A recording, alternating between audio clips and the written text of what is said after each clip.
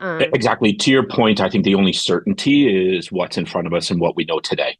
exactly. And I think there's a lot of stability going on right now with interest rates and a lot of stability going on in the market. So I think, once again, let's get back to the word opportunity. I Yeah. think right now is a great time to do it.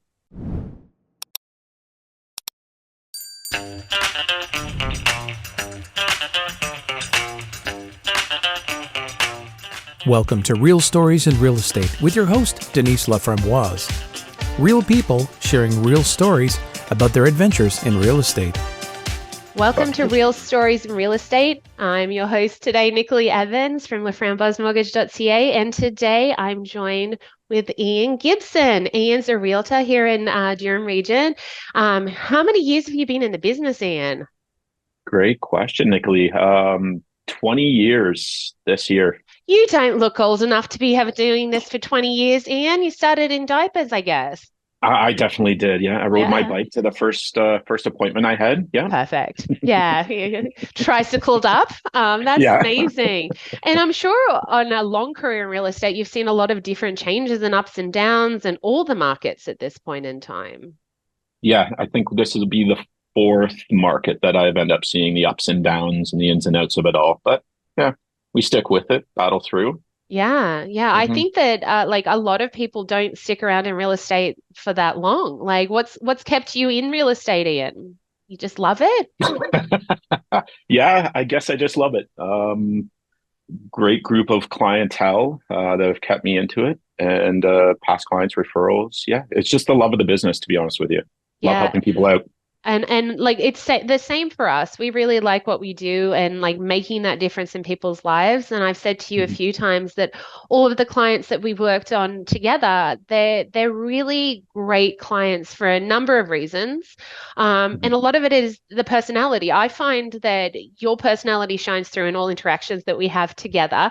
And I find your clients are pretty like-minded with you, like fun, a bit silly, getting down to business, but like really focused. Like, do you find your clients typically feel that way about you? Like, you're a bit silly, but that's Yeah, fantastic. I think that's why you and I get along, Nicolee. I We think both so. are I the think same sense so. of humor. Yeah, yeah, which is not always appropriate for podcasts, but it's pretty fun. So, with Uh-huh. your clients, like, do you have a lot of people like who are moving to Durham region from other areas? Like, what is it like your client base look like, Ian? Yeah, this last year and this year, my prediction is going to be a lot of clients kind of moving out of the GTA, moving Yeah, out to Durham region, Northumberland, Kawartha County, just getting out of the city. yeah. Yeah, just a easier life, I guess, and a kind of better scenario, a better situation to raise their kids in. Yeah, and for clients that are looking for that, I know that you've had a few over the last few years that have, decided that downtown living's not for them and like moving out here. Like, what do you see with those kind of clients and what they're looking for and some tips and around that and moving out of the city, I guess. I guess a great scenario that I had last year was a family of four that was moving out of the Parkdale area in Toronto in apartment, and they were first-time homebuyers, and they were looking to get out of the city.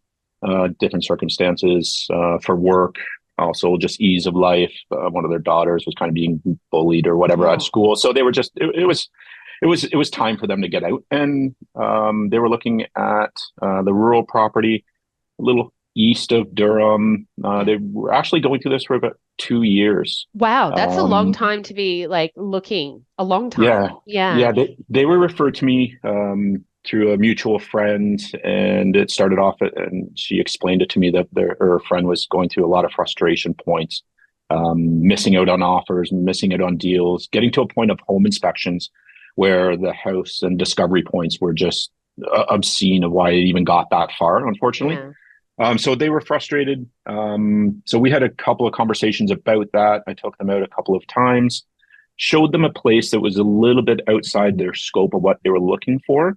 Okay. Fell in love with it. It was a 20-acre farm, um, Amazing. horses in the backdrop, very scenic. They fell in love with it instantly. We walked through the motion of a home inspection and a lot of other discovery points. Being familiar with the location, being familiar with that rural property, I think that helped the transaction out and made it work for them a little more smoothly. The previous agent was a downtown agent, had zero experience with this kind of thing. So I feel that kind of solidified and really helped them out. Actually, on the revisit, after they solidified the deal, the family was coming over. Parents were kind of very excited to see their place. The dad of the client came up to me and he actually gave me a hug. And he's like, Ian, you have no idea. They've gone through hell for the past 2 years, very frustrating. So he wanted to say thank you and the support and help I gave them. It was a good feel. Yeah, absolutely. And that I think that those moments are the ones that do keep you in the business. And do you think, interesting point, using an agent that was from the city to purchase a property that was kind of outside their scope, do you think it's important that people work with agents that are familiar with the area, especially like people who are relocating, maybe don't have the knowledge? Yeah. I really do, especially when it comes to rural property. There's so many aspects that go along with it. And being familiar with the neighborhood, being familiar with the community, it definitely helps out. Yeah, I would agree with you, especially for people who are like families, especially with like school districts and like amenities in those areas. Some of it is so nuanced, community to community, that, it really does make sense to work with an agent that is familiar with that area. Not that all agents can't make a transaction happen.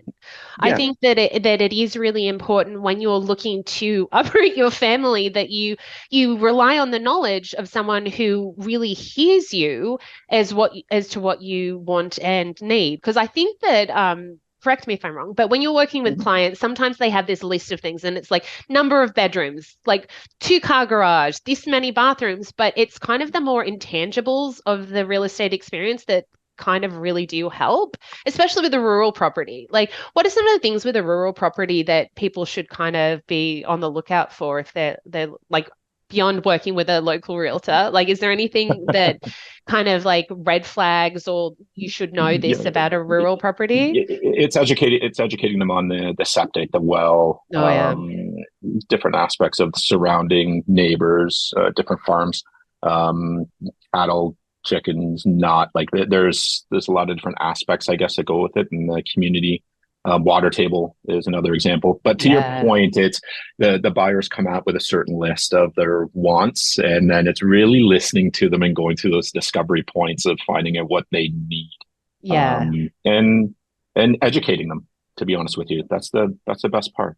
Yeah, and I think with 20 years of experience, you're well poised to be able to do that. For us, from a mortgage perspective, when somebody's looking at a rural property, one thing that sometimes people miss is that when we do an appraisal, and you and I have talked about appraisals before and the necessity of appraisals, sometimes lenders, when they're appraising the property, the amount that they're able to use may be a bit different to the purchase price.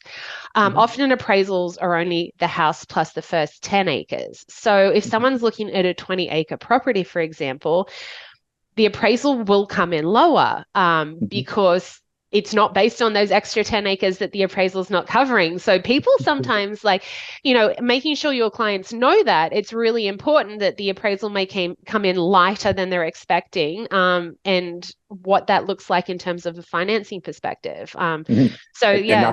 And that's where I really enjoy partnering up with you, Nicolee, because I think, once again, we work on the same mindset. So when I go through that motion with my clients and kind of give them that instruction or that education on the finance aspect, they agree and they listen, but then it's like, you have to talk to Nicolee.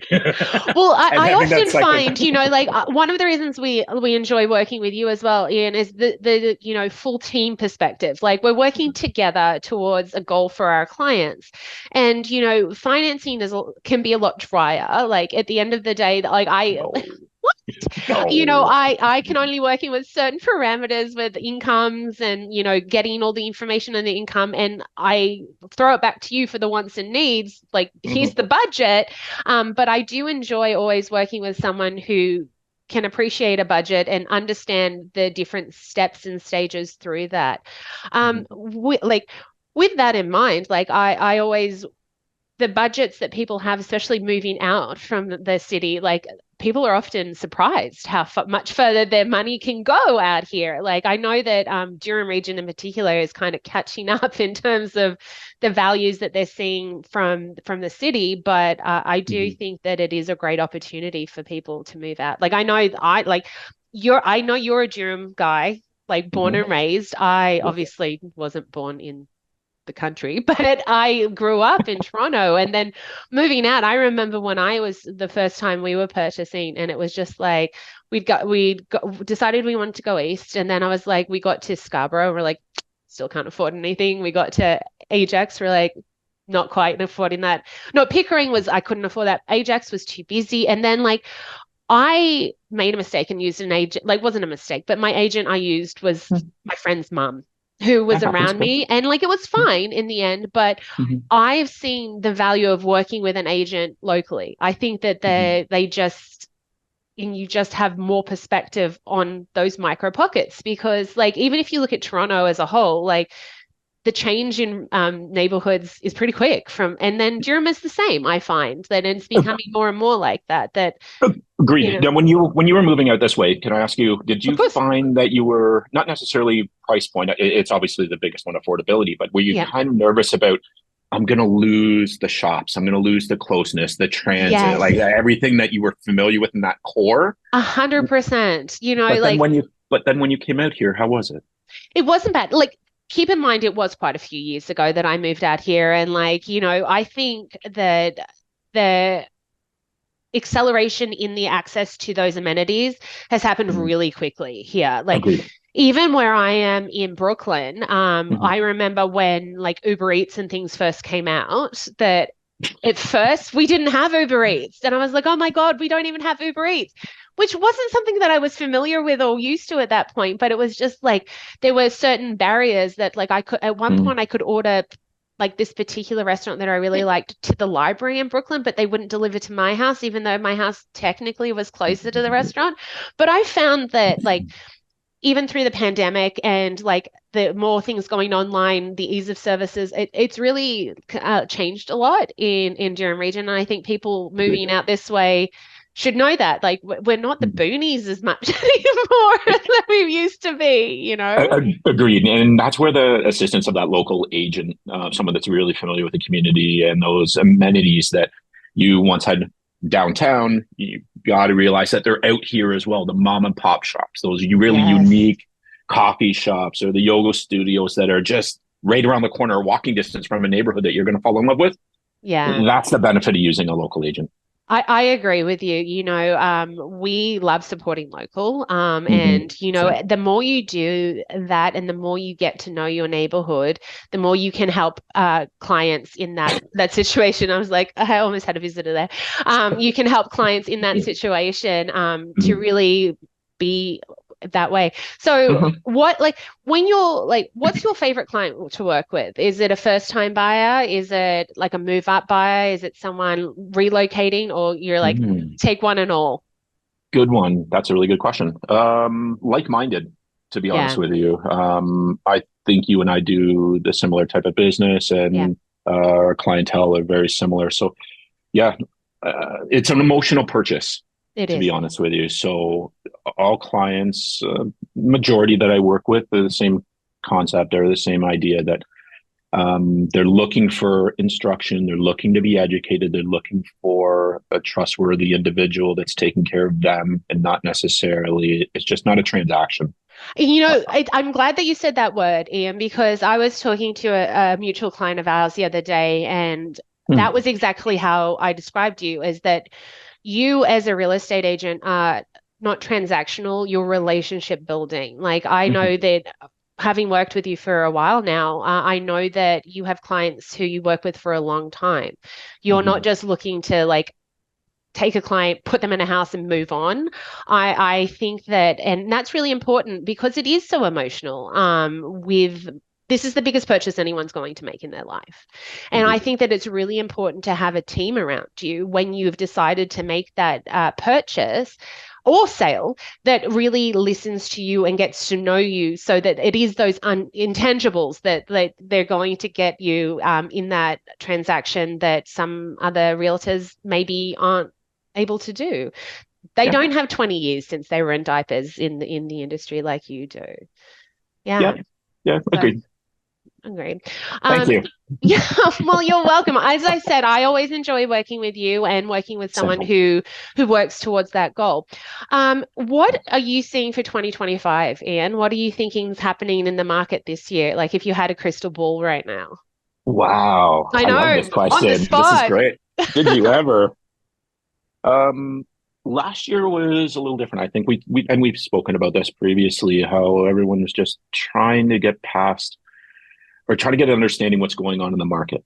Normality hadn't really sunk in with values of the homes, and also the interest rates were kind of uncertainty where they were going to go up, stable, down, that no one knew. So I think this year normality is kind of sunk in.